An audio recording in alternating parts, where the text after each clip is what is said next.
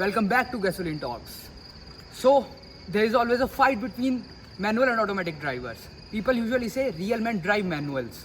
So, here is our episode about transition from manual to automatic.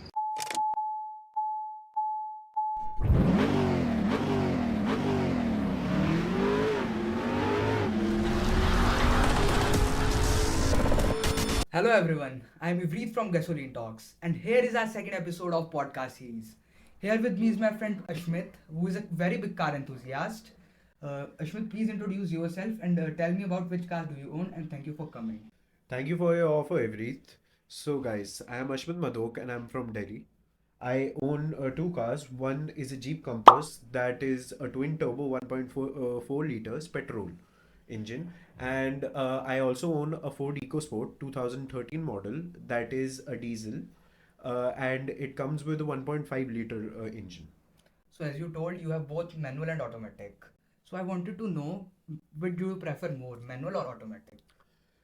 So I prefer like these are my starting days for driving. So I prefer manual much more because it gives you a proper driving experience and you have everything under your control. Yeah. How you want to drive and how you want to feel the car's engine.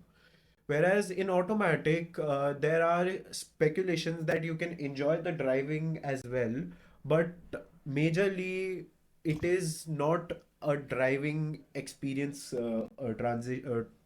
transition. And when you drive an automatic, your right part of the body is only engaged. You are just maintaining a straight line and using the race or brake. Yeah, as you are living in Delhi, many people living in tier 1 cities prefer automatic more than manual. So, how do you feel about the transition from manual to automatic? See, I cannot criticize anyone for their opinions, but I prefer manual because I like driving experience. But many people want comfort over driving experience, and I Yes. agree. Automatic gives you a lot of comfort, but like in traffics also, your left foot gets wasted when you're driving, and driving a manual is a bit hectic in traffic. Yeah. And as all tier 1 cities have a lot of traffic, because everyone nowadays own a car. At least there are one car in every household. So people would start shifting to automatic, but the people who love driving experience and who want the car's full control would still prefer manual.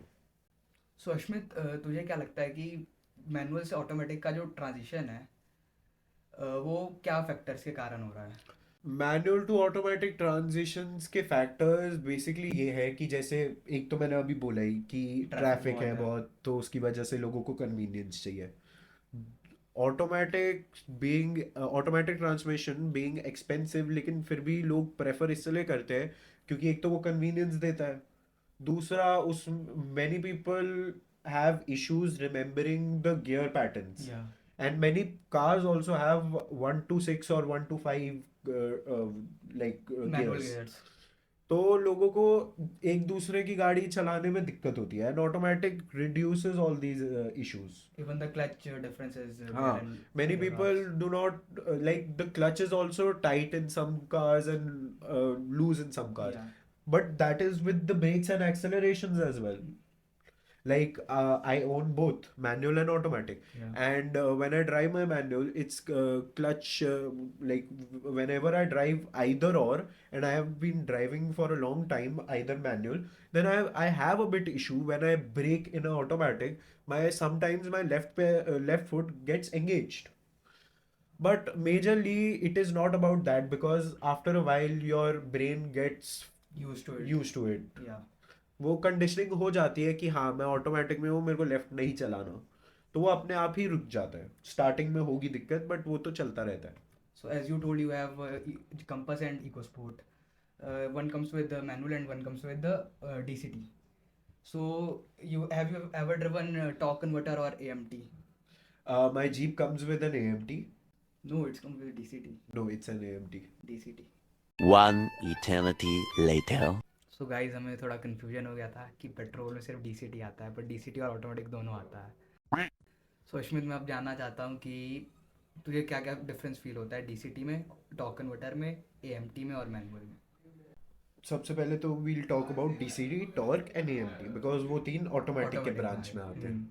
Automatic manual की तो बात हमारी चल ही रही है. हाँ. तो DCT basically हमारा हमारा बेसिकली स्पीड्स के लिए यूज़ होता है, क्योंकि उसमें हमें स्पीड्स एफिशिएंटली आती है, because DCT works on kind of smart automatic. It is a smart Or automatic. having 2 clutches. हाँ, उसका बेसिकली शिफ्ट लॉजिक ये होता है कि अगर यू आर अप्लाइंग ब्रेक तो वो ऑटोमेटिकली दूसरे क्लच पे लोअर गियर रेडी रखेगा. And if you are applying speed या एक्सेलरेटर तो वो अपना हायर हायर गियर रेडी रखेगा. लेकिन बात मेन आती है ये डीसीटी में कि अगर तू ब्रेक लगाने के बाद, many people do rash driving और उसमें बहुत चीज़ें होती है, और बहुत लोगों का ये होता है वो ब्रेक लगाते हैं उसके बाद सीधा उनको स्पीड चाहिए होती है, तो वो मतलब गियर डाउन करके निकालते हैं, या मतलब कोई नॉर्मल एक्सेलरेशन कर रहा है जिसको चाहिए थोड़ा इंजन की रेविंग सुनाई दे या थोड़ा स्पीड आए, तो Quick he'll shifting. do down shift, of course quick shifting basically. तो when he does the down shift, the DCT system basically freezes for a second, not freezes, but it takes like a 1 second 2 second pause. उसके बाद वो switch होता है, क्योंकि उसने सोचा था हायर गियर में जाऊंगा लेकिन वो जाता है लोअर गियर में, तो उसकी थोड़ी आती है. कंफ्यूज हो जाता है हाँ, मतलब. बेसिकली वही. उसके बाद एएमटी नॉर्मल है, उसमें हल्की फुल्की जर्किंग आती है, थोड़ी बहुत थोड़ी मतलब आती है. बेसिकली वो मैनुअल ट्रांसमिशन, लेकिन उसमें मतलब कंप्यूटर और सिस्टम्स लगा के उसको ऑटोमेटिक बनाने की हाँ. कोशिश की गई है, इसलिए उसमें मैनुअल की तरह जर्क आता है, मतलब हाँ. एक टाइम गैप है. बट जितना नॉर्मल मैनुअल और क्लच जल्दी छोड़ने वाला ब्रेक जर्किंग होती है उतनी नहीं होती. और आए हमारा सबसे ओल्डेस्ट टॉर्क टॉर्क कन्वर्टर पे. कन्वर्टर सबसे रिलायबल भी सबसे रिलायबल, लेकिन मैनुअल के बाद हाँ मैनुअल के बाद काइंड ऑफ, ऑटोमेटिक्स में. क्योंकि सबसे पहले हमारा आया तो टॉर्क कन्वर्टर ही था. टॉर्क कन्वर्टर आया ऑटोमेटिक्स था, में. 2 टर्बाइंस पे चलता था, बीच की लिक्विड है जो इधर उधर जाएगा फ्लाई व्हील पे और तुम्हारा चेंज करता है. बट मेजर उसमें दिक्कत ये थी, वो उसमें ना परफॉर्मेंस आती थी ना एफिशिएंसी आती थी. whenever you use the accelerator, engine would make a sound. You will feel कि गाड़ी स्पीड पकड़ना चाहती है लेकिन it takes a pause, उसके बाद पकड़ती है. टॉर्क में ये था, उसके बाद एएमटी में वो चीज़ रिफाइंड हुई, और डीसीटी में आज तो वो बिल्कुल ही रिफाइंड हो चुकी है. डीसीटी का जो स्पीड पकड़ने का है वो इंस्टेंट होता है, क्विक शिफ्ट है. एएमटी में भी इंस्टेंट होता है, बट कभी कभी उसकी फट जाती है. और टॉर्क कन्वर्टर का तो छोड़ ही दो. नहीं सबसे नहीं, टॉर्क ओल्डेस्ट कन्वर्टर एएमटी से तो फास्ट है. एएमटी से फास्ट है, बट बहुत, बट वो जो एफिशिएंसी और कंफर्ट का होता है ना वो एएमटी में बेटर है. क्योंकि मेजर ये है कि तेरा टॉर्क कन्वर्टर डीले पे हल्का सा चलता है, और एएमटी फिर भी थोड़ा मतलब डीले होता है लेकिन उतना नहीं होता. और जैसी वो इंजन की रोरिंग होती है उतनी रोरिंग नहीं आती, वो उसको इंजन देता है और वो चलती है. ये वाली बात है एक जो बहुत लोग अंडरमाइन करते हैं, इसलिए आजकल भी टॉर्क ज़्यादा चलता है. टॉर्क कन्वर्टर मैक्सिमम कार्स में भी आ रहा है, डीजल में तो जनरली टॉर्क कन्वर्टर ही आता है. टॉर्क कन्वर्टर रिलायबल है, बात वो है. सो अश्मित, अब मैं जानना चाहता हूँ डीएसजी के जो फेलियर हुए थे इंडिया में, जब डीएसजी नया आया था इंडिया में, और डीजल के साथ ज़्यादा फेलियर्स थे. डीएसजी तेरा direct shift gear box, other name एक फ्लैग नेम है, better name for DCT. DCT.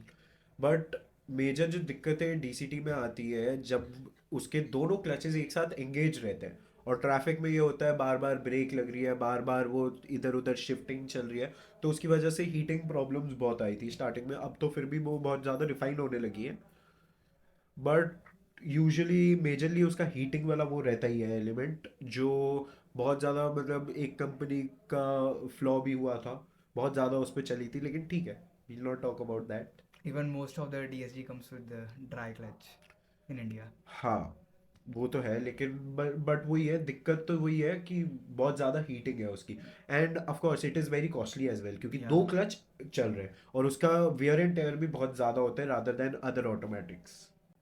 And also it comes with megatronic, जिसका फेलियर सबसे ज़्यादा है. वो तो है.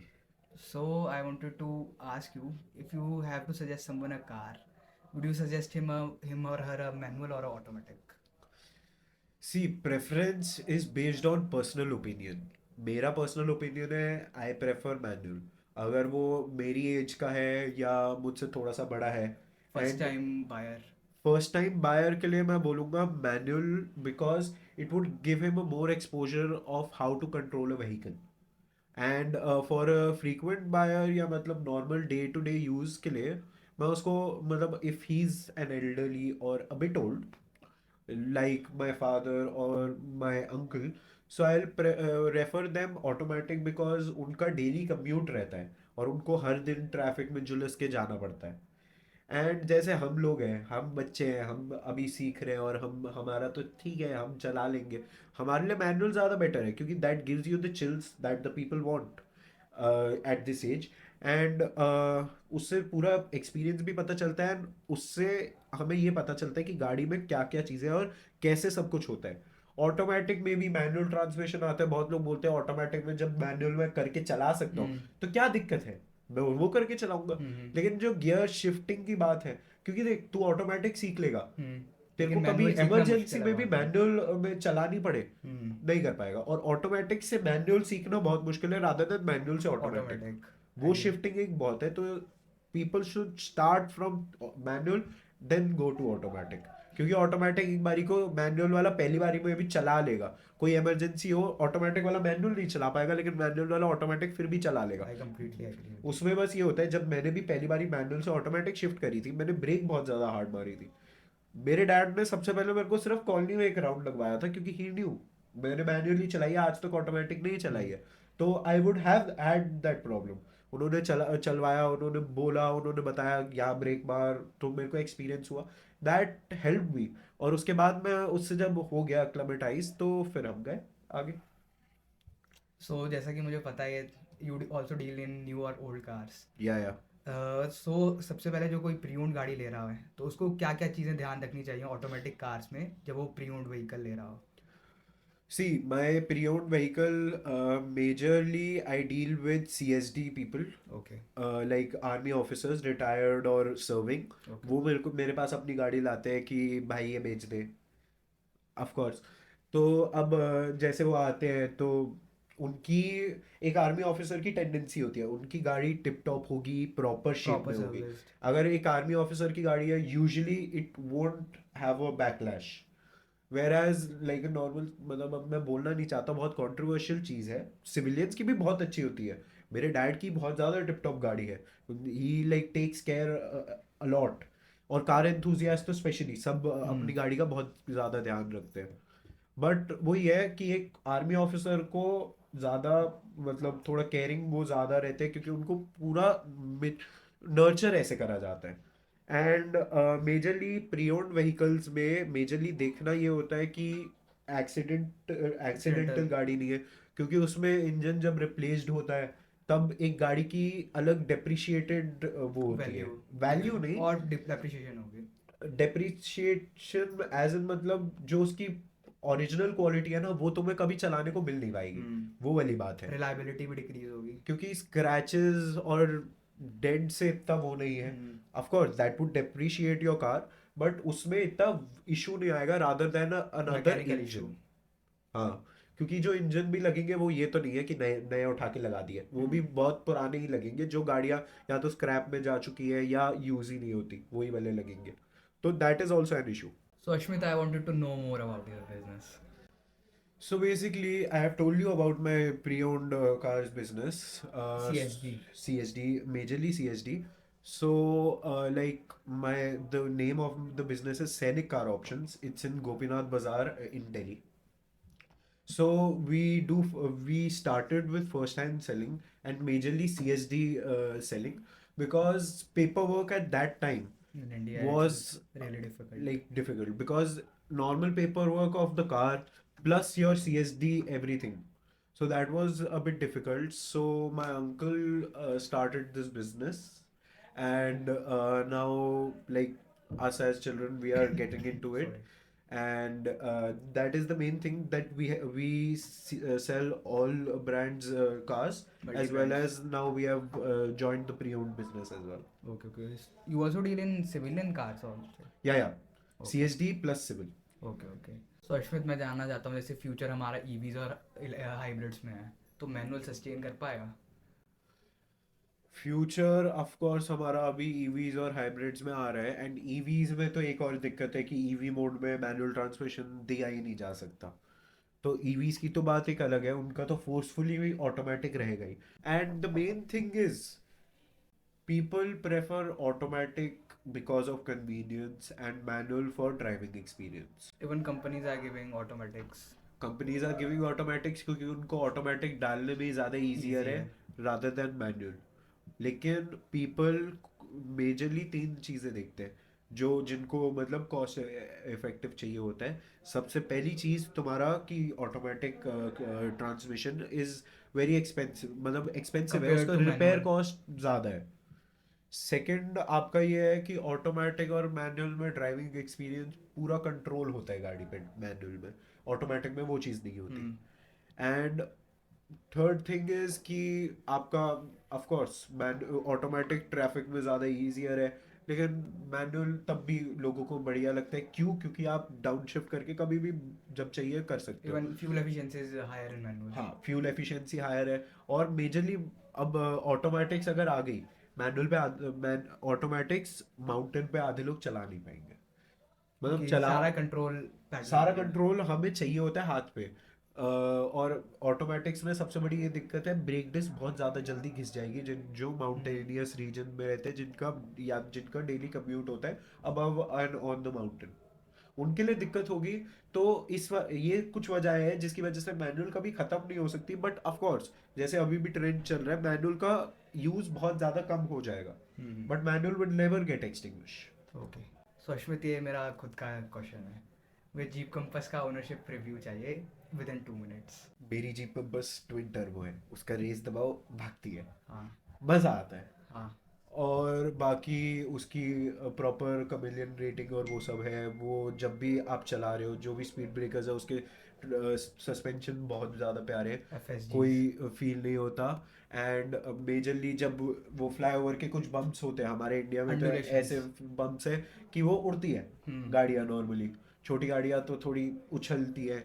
बट मैंने जो भी देखा है, मेरा एक जीके का एक फ्लाईओवर है जिसमें बहुत ज़्यादा गाड़ी अनस्टेबल होती है, लेकिन वहाँ पे भी प्रॉपर स्टेबल चलती है। स्टेबिलिटी प्रॉपर है, उसका प्रॉपर बॉडी बहुत हैवी है, उसका दरवाज़ा तुम अगर यूरो एंड कैप में 5 स्टार। मैं एक बारी अपने वो रिपेयर वाले से बात कर रहा था कि इसके मतलब दरवाजों में कभी हल्की हल्की मतलब कुछ आवाज़ें रहती है, रैटलिंग होती है हल्की सी। क्यों? क्योंकि वो डोर बहुत हैवी है और बॉडी पूरी हैवी है। उसने मेरे को एक चीज़ बोली थी कि मैं दरवाज़ा खोल के देता हूँ, आप इसको मेरे को 200 मीटर ले जाके दिखाओ। ये Volkswagen में भी है। उसने ये Volkswagen बोला में कि प्लास्टिक 200 और मेटल कुछ ज़्यादा क्लोज है, तो उसके कारण थोड़ी थोड़ी रैटलिंग आती है। हाँ, लेकिन इसमें रैटलिंग इस वजह से क्योंकि वो हैवी इतना है, आप अगर उसको 200 मीटर उठाओगे ना, फट जाएगी पूरी। मैंने क्योंकि उठा के देखा है। मेजरली उसका सेफ्टी और फीचर्स और सारी चीजें, ड्राइविंग वो एज डायनामिक्स। एसयूवी है, कॉम्पैक्ट एसयूवी है लेकिन एसयूवी है। कंफर्ट ए क्लास, उसका ड्राइविंग एक्सपीरियंस ए क्लास। और सर्विस कॉस्ट के बारे में बात करना चाहूँगा, क्योंकि इंडिया में जीप बहुत कॉस्टली है। सर्विस कॉस्ट तो देखो उसकी अच्छी खासी है। एवरेज कितना आता है? एवरेज हाउ मच अभी kilometres do you have driven? I have driven around 1,15,000, Okay. 230 to be exact. अभी 236 चल रहा होगा। बट वही है, जैसे अभी मैंने रिसेंटली एक फ्यूल पंप अपना हल्का सा चेंज कराया था क्योंकि हल्की फुल्की दिक्कतें दे रहा था। तो उसका भी कॉस्ट 10,000 था, जो कंपैरेटिवली मारुति या ऐसे ब्रांड में 2-2,500 में हो जाएगा। ऑफ कोर्स हल्का सा कॉस्टली है क्योंकि वो गाड़ी बनी ही मतलब प्रॉपर कंफर्ट और उसके लिए, और जिस हिसाब से वो भागती है। और मारुति अगर कंपेयर करो, ठीक है बनता है इतना, मतलब ऐसे नहीं है कि बिल्कुल ही रिडिकुलस क्योंकि जीप एक्सपेंसिव। कंपास का मार्केट भी नीश सेगमेंट है ना। नीश सेगमेंट जरूर है, लेकिन मैं अपनी गाड़ी थोड़ा ऑफ ब्रांड कराता हूँ। मेरे पास एक बंदा है अपना जो सेट है, he has worked in jeep. उसने पूरी कंपास की अंदर की पूरी इलेक्ट्रॉनिक फंक्शनिंग देखी है, उसने पूरी करी है। एंड उसने पूरा देख देख से पूरा रखा है। Doctor of Jeep. हाँ, doctor of Jeep you can say. तो उसको पूरा अंदर बाहर का पता है। उसी की बात बता रहा था जो उसने दरवाजे की बात बोली। अब इतना कोई नॉर्मल बंदा भी नहीं बोल सकता। तो हम उसी से कराते हैं because he has the main knowledge. और एज मेरा सेकेंड हैंड कार बिजनेस का है, तो उससे मेरी बन गई थी अच्छी बात। तो अब हमारी मतलब पूरी फैमिली की सारी गाड़ियाँ वो ही करता है. Be my brother's Range Rover, Harrier, Innova, to my friends Sport. Porsche और BMW 3 सीरीज, सारी वो देखता है हमारी. So thank you for joining us and sharing your valuable insights, Ashmit. Thank you, Ivrit and Team Gasoline for inviting me. And I had fun on this podcast. Thank you.